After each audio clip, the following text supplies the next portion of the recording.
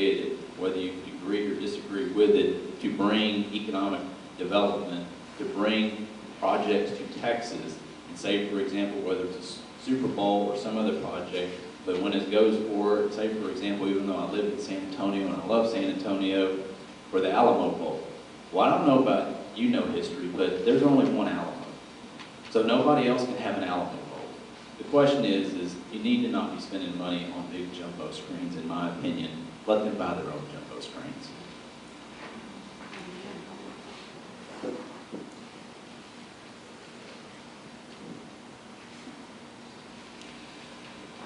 Again, I think we're going to hear that same sentiment from every candidate, right?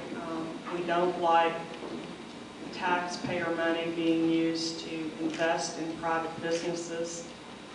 It's crony capitalism. It is what we've been complaining about, and yet my opponents in this race have been a big part of that system. It continues to do more and more of that every session. We talk about free market economies, we talk about the rule of law, but I don't believe that we really have a strong understanding of what that is. So when someone comes and says, if I will just pass this bill, if we will just adopt this policy, my company will create new jobs for Texas, and isn't that good, and we should invest these. As soon as you hear that word, your antenna ought to go up. Invest tax dollars? Taxes are not punishment, and they are not reward. They are they should be a fair and just share of providing government service. When we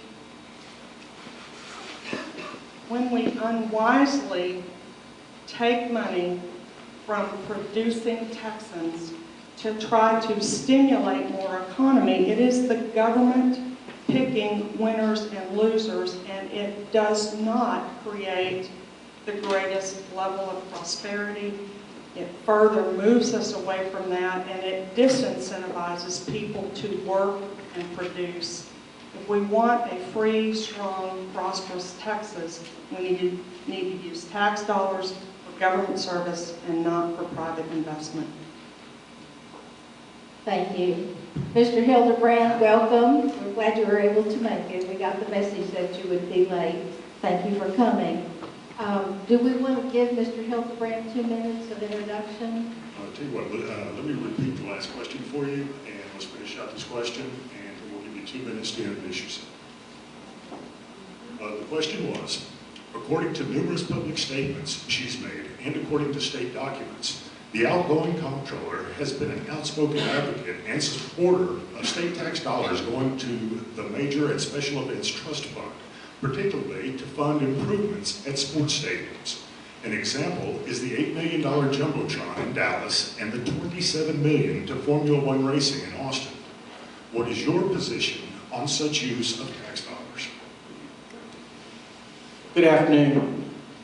I'm sorry for being delayed. We were delayed on our airport, San Antonio weather delays, but specific answer to this is that there are some serious concerns about the administration of the Events Trust Fund, and in fact, the legislature heard those concerns and those criticisms loudly.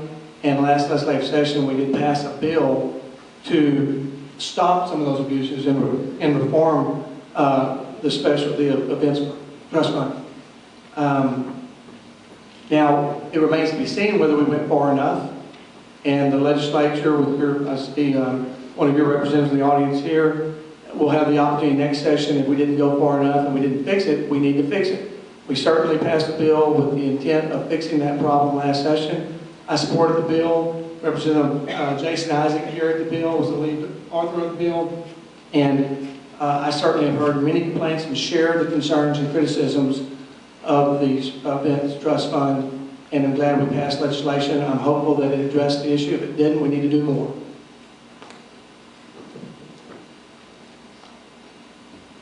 Mr. Hildebrand, the others were allowed 2 minutes to introduce themselves. Would you like to have the 2 minutes to introduce yourself? Yes, please. First of all, I apologize for being late. We have a little worse weather in the hill country in San Antonio right now, but we were delayed coming into Dallas. First of all, it's great to be back in Tyler. I come here a lot, I have friends here, and I love East Texas. East Texas is beautiful. And thank all of y'all for being here in attendance and for hosting this event. I was born and raised in Uvalde, Texas, in Southwest Texas. I was raised on Texas values. My wife, Tracy, and I have been married for 20 years. We have two beautiful daughters, Haley, 16, Callie, 11. Callie's a little more fun to be around right now, 11, than the 16-year-old is, but they tell me she'll come back to me. I've been a state representative for District 53, representing the Texas Hill Country. I've been a conservative Republican state representative. I've been a fighter for conservative reform in state government. I passed welfare reform in 1995. In 1997, I passed nursing home reform. It was a national model to protect the elderly and the residents of nursing homes. We also passed state parks reform to improve our local and state parks. Last session, I led the effort to cut over $1 billion in taxes for Texas businesses and Texans across the state, and to make important reforms in our tax code. We still have a ways to go. I'm running for Texas Comptroller on a specific plan of action. I call it my performance pledge. I'm going to give you the first 3 items of that pledge. The first one is customer service. I don't think there's an agency in state government that can't improve its customer service, the way it treats and responds to Texas taxpayers and citizens. I don't think the Comptroller's office is any exception. And as your next Comptroller, I want to make it the model agency. Set the example. To be continued. I regret on to the next question, and we will go with Representative Hildebrand now because we're going in alphabetical order now. Okay, so all of you will have an opportunity to answer this. Representative Hildebrand, you will go first. The question is, name 2 specific abilities needed for the job of Comptroller and explain how you possess the knowledge and experience of these abilities. 2 abilities is the question? Yes. I think we need a business person. You have to have a business mind and a vision for the office and management skills. I think the experience that some of us have had in legislature is helpful, but not essential. I think the more important is vision of why you're running, what you want to accomplish in the office, the improvements you want to make. I think as the Ways and Means Chairman and having oversight responsibilities, I've learned about what's working and not working. And there are things that aren't working in the Comptroller's office that need to be fixed, and there are things that are working that need to be continued. And I have a vision and management skills and leadership to lead that office in an entire from top to bottom appraisal of the office, to make sure it's performing the way it should and responding and being responsible to taxpayers. Thank you. Mrs. Medina?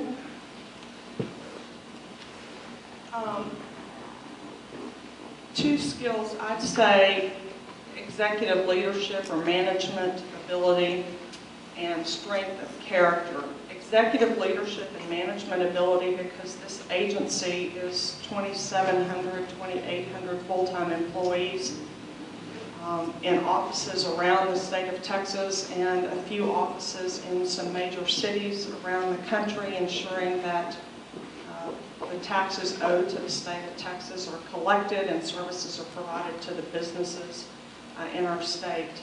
My background as a professional registered nurse is well over 20 years in private healthcare, private for-profit corporate healthcare, understanding how you work through a large organization, how you manage a large staff. I've not managed 2,700 people, but I've managed several hundred people. The other quality, probably equally, maybe more important, is strength of character. You know, it is so easy for us, and all 3 of us have been in grassroots politics, Republican, conservative politics for a long time. We're all going to sound a lot alike. We're all going to be pro-life. We're all going to be limited government. We're all going to be for the rule of law. But when it's unpopular, where are we going to be then? Have we demonstrated that we will stand up? And that's the hardest thing to do. Stand up and advocate for right, even when your friends say no. And I think I've demonstrated that throughout my 20 years in public service, and I will continue to do that. We need an independent, strong voice in the Comptroller's office watching the books of Texas and letting people know where they are. Thank you. Senator Glenn Hagar. Yes, ma'am. I think that two of the most important abilities, but I think it goes beyond two, that you need to have first and foremost, as Deborah said, I think the character. That's number one. The question is what is the person that you want to hire for a job? And that person needs to have honesty, integrity. They have to have humility. They have to have that strong backbone who's willing to stand up and look at somebody square in the eye. You know, earlier I mentioned that I'm that person who has grown up in hard jobs as a youth. I have been the one to sweep the floors, take the trash out. I've been the one to hire people, and I've had to look people in the eye and say, appreciate your service, but you're fired. The question is do you have that integrity? Do you have that honesty? And do you have that character? I think that's what we look for in leaders. That's what we look for in the people that we sit next to in church. That's what we look for in the people that you sit next to in this room. That's what you want from your neighbors. But too often we don't get that. And you don't get honest answers from people. And that's why I think it's important. The question was, stay here and talk later to people. Why? Because you get to know them. But on not just your character, but I think it's your experiences in life. It's your experiences in life, whether you can actually run an organization, run people, you can take what is in front of you and look at it and say, there's a better way to do this. Yeah, there might be a way to make a widget, but you know what? There's a smarter way to do it. I've seen government, and government's not always pretty. It's not pretty at all. I mean, I don't care how much lipstick you put on the pig, it's still the same thing. So the issue is this: do you have somebody who's going to get in and is going to look at how do you make it more efficient and more effective? Because at the beginning of the day, the middle of the day, and the end of the day, it's still your money. It's your dollars. And even if you save 20 cents, 50 cents, whether you save $100, it's your money. So you need people of character and you need people of experience. Those are the two most important things. This next question will go to all candidates, starting with Mrs. Medina.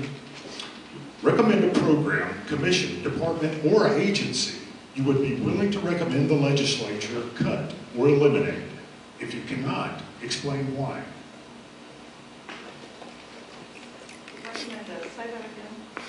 Recommend a program, commission, department, or agency that you would be willing to recommend the legislature cut or eliminate.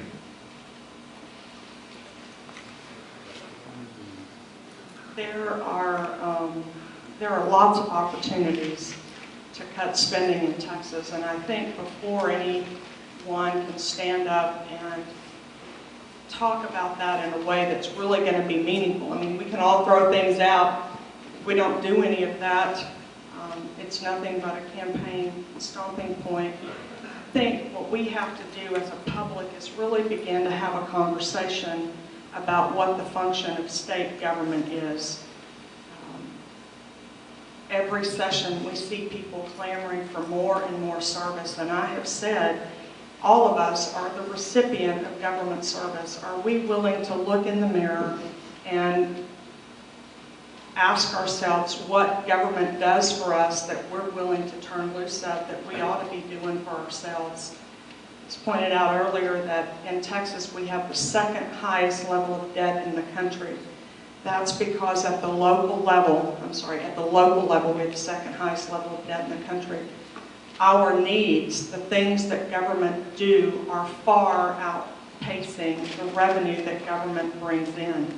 So cutting one little program here or one program there is not going to fix the problem. We have got to look at the tax structure that we have and the services that we are demanding and insist that we really start to stand on those principles we claim we hold dear.